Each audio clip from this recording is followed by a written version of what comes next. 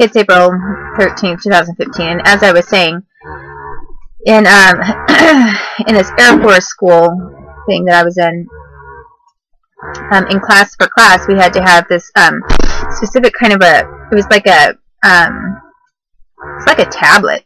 You know, it was before tablets were popular, but it's what pilots had, and they were very portable. You used them to navigate and to do your assignments, and they had pilot-specific programs on them. And what we called them, you know, there are things such as like Palm Pilots. Everyone's heard of those.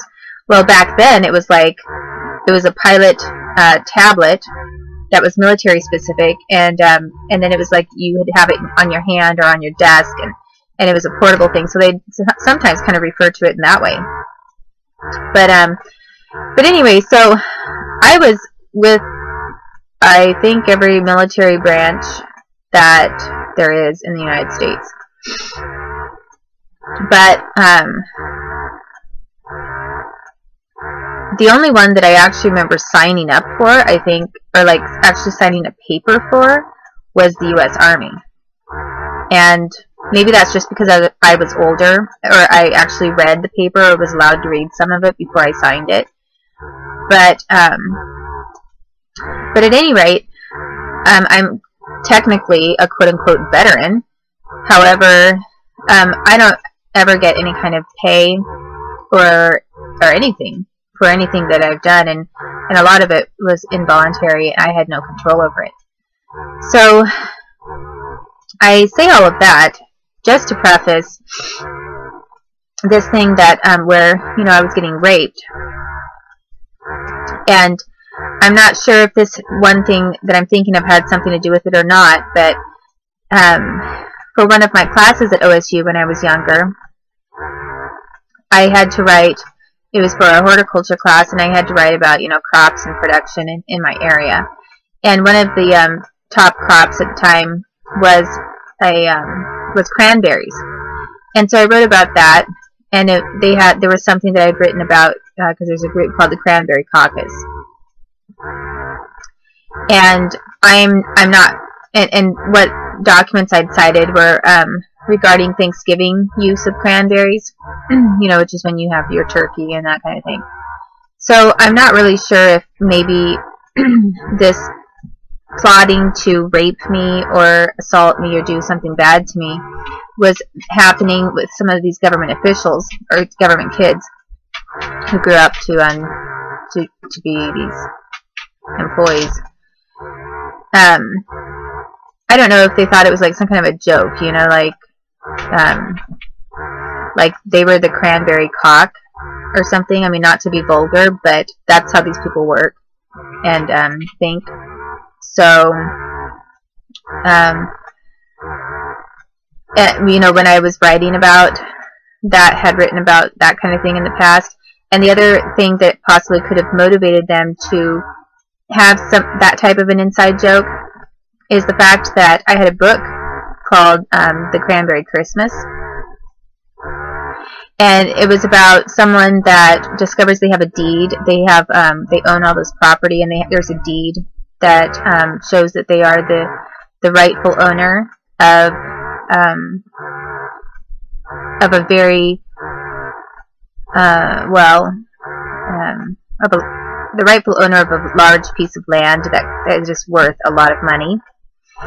And so occasionally here and there, I used to gripe or loudly yell and ask some of these individuals who were assaulting me and stealing all of my songs that I wrote when I was a kid. I used to say things like, one of these days I'm going to have a cranberry Christmas, and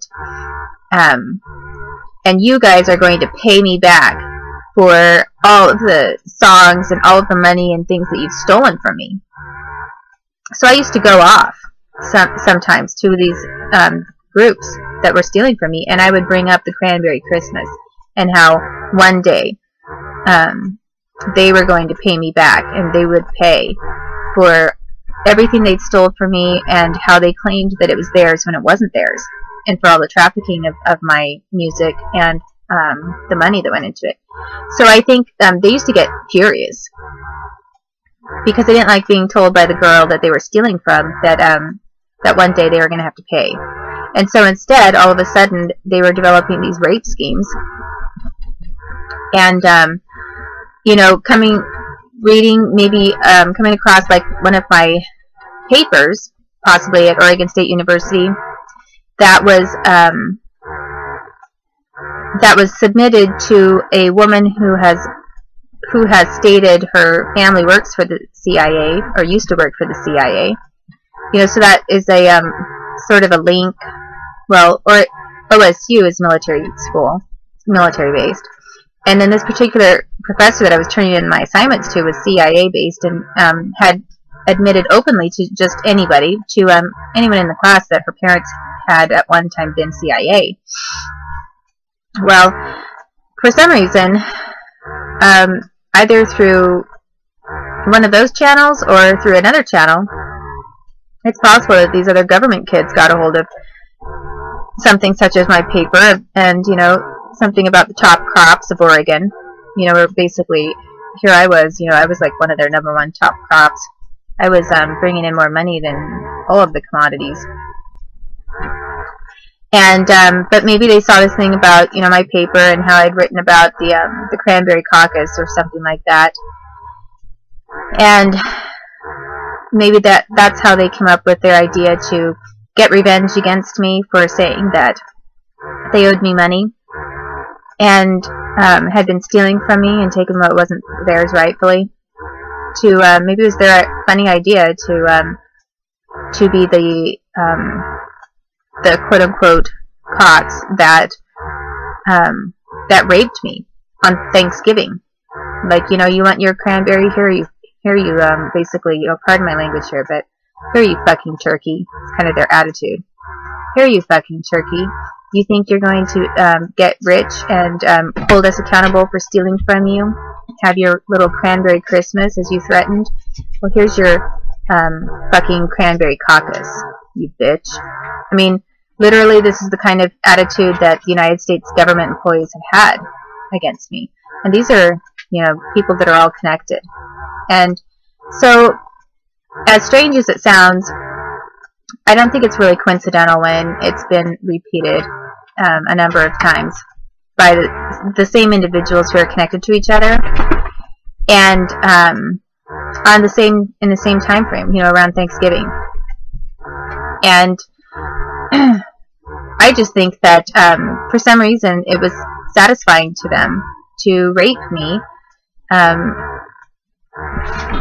you know, at those and force me out of work or do something terrible to me at those specific times. It was like their way of saying, yeah, you think you're going to do something, well, you just wait until we do even worse to you. So I've always been obviously extremely concerned about my daughters and what has happened to them, because I believe that these people who had raped me and tortured me throughout my childhood and life, and then as an adult, they made sure that I didn't have access to my daughters to warn them or to protect them in any way. And instead, all of these government individuals who have committed the worst of the worst crimes against me, they have known exactly where my daughters have been going. So they've been able to stalk my daughters. And at any time, harm them, kill them, rape them, pretend to be a friend when they're not, when maybe my daughters would have no idea whatsoever that certain individuals had really destroyed me or tried to destroy me, and maybe did something really bad to my daughters as well. And then it goes on to, you know, the United States continuing to repeatedly want to say that I'm mentally ill every time I try to bring these things up. And, you know, hiding all of the evidence about the fact that what I say is true. So, so that is something that I wanted to mention about when the timing of when I got fired from the Post Pub. And that Post Pub actually was also connected to California. The owners are from California, which is where Robin Bechtold is from. It's also where Mike Tanzer is from. Both Mike Tanzer and Robin Bechtold having committed, you know, a form of rape against me around Thanksgiving. And they're both from the, and have family that are very concentrated in the California area and are associated with the regional FBI offices there. And the Post Pub, while Chris Dabney and the owner there were not living in California, the Post Pub is actually licensed and based in California. But it's a Washington D.C. operated restaurant. So once again, you then have a United States government employee that is connected to the other ones that have committed some kind of harm against me, with the same kind of time frame. So the next thing that I explained then how Alvaro Pardo was involved, and how he raped me. In the last videos, I explained some of that, and I think that I will explain more of what happened with Alvaro, because then I ended up becoming engaged to him as part of this whole thing, and I will talk about that and address that. But before I do, I would want to mention Mark, this semi-truck driver that was United States Army, that that got tipped off by the New Mexico FBI as to my location and whereabouts when I was in New Mexico and making a report to the FBI there, because I thought this one woman was being taken advantage of. I assumed she was being taken advantage of because she said that some judge was making her do things for money. So I just kind of thought, I mean, even though I have had the FBI just do a lot of harm against me, I thought, well, I should maybe tell someone, because I didn't want this to continue happening to her. And mistakenly, I told the FBI, and then the next thing I knew, Mark, this guy that I had met when I was younger, when I was a kid, who lived in Boston with his brothers, and I met him in Boston, and I also was at his house in Boston. It was actually in the outskirts of Boston. It was in Massachusetts. It was in the country.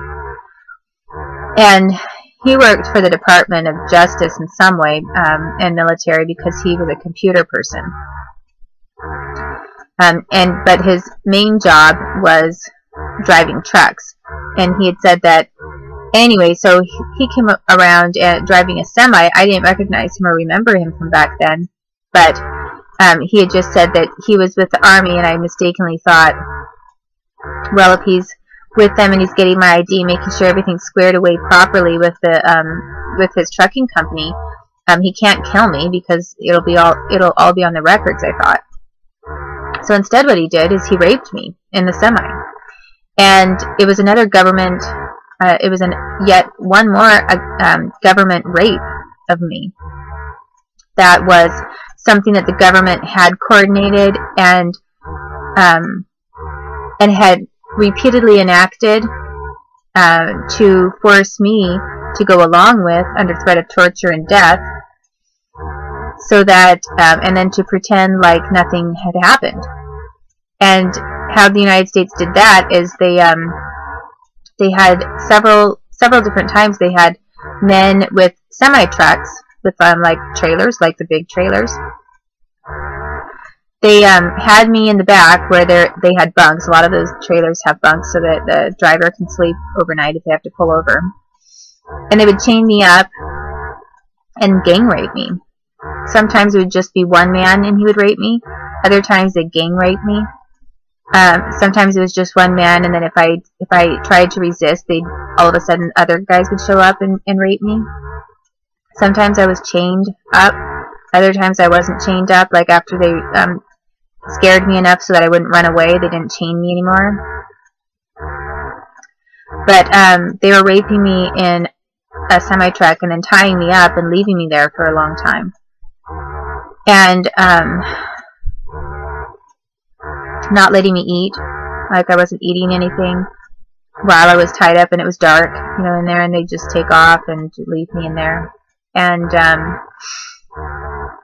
there were several government individuals who are connected to the semi-truck driving business. And one is Robin Bechtold's dad, George Bechtold. Another is his friend, Mark, who's from the U.S. Army and drives a semi and knew how to drive one and drove a convoy car in the military when I knew him. And then one of the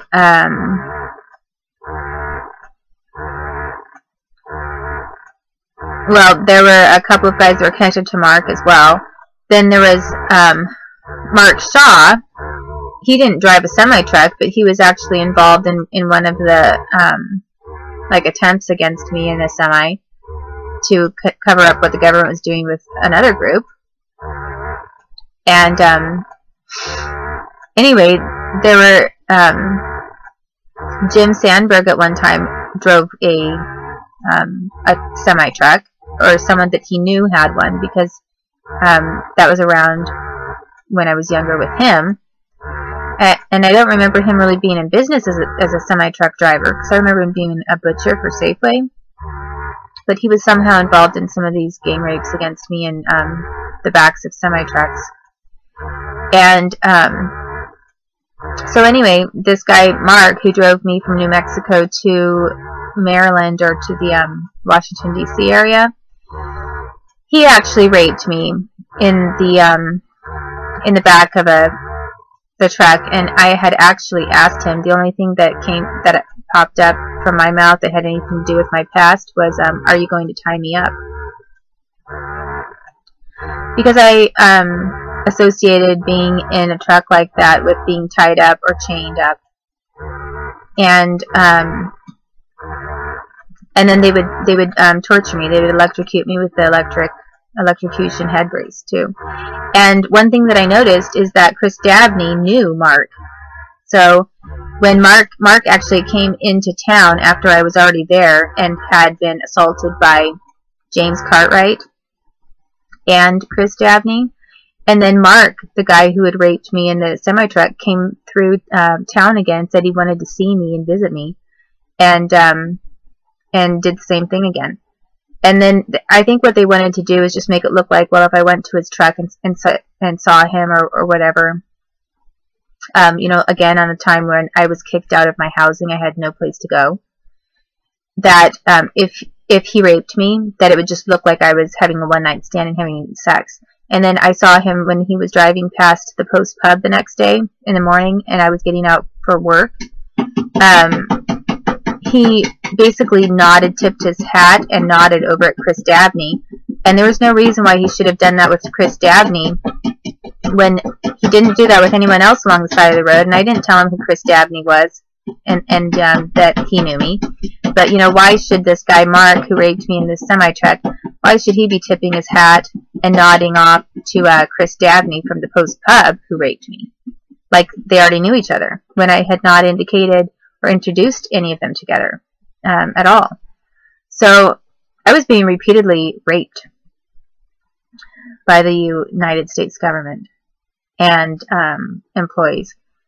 And I am very much in fear for my children, because this country has done nothing but torture us, steal from us, make it impossible for us to have any kind of a livelihood, lied about us, put me in mental places whenever they feel it's convenient for them for their own covers, and they've raped me repeatedly. And they've been cloning kids. They are committing human cloning.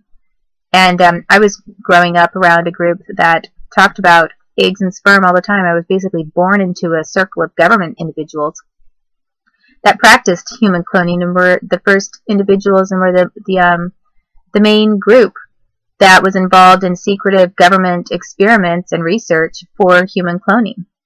So that's my luck, quote unquote, or unluck of the draw. You know, I wasn't born as you could be born into anything. You could be born as a royal, have no power or control over that. You could be born into a family of slaves, have no control over that.